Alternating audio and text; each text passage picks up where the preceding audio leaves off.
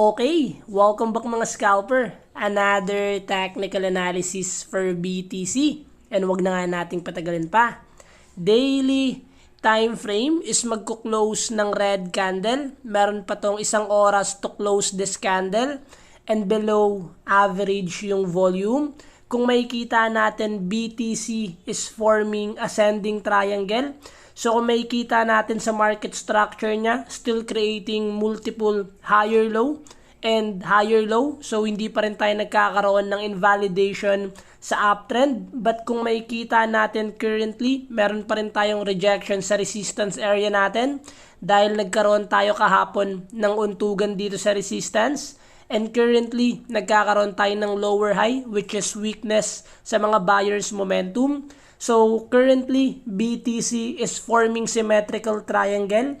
The moment na basagin ni BTC yung resistance, possible continuation ng uptrend momentum yung mangyayari. But the moment na basagin ni BTC yung support and breaking the previous higher low, possible na magkaroon tayo ng weakness and possible to change bias. So we will always wait ba din kung saan magbabasag si BTC, kung sa resistance area ba or sa support area. And we will always wait ng pullback for higher probability trade.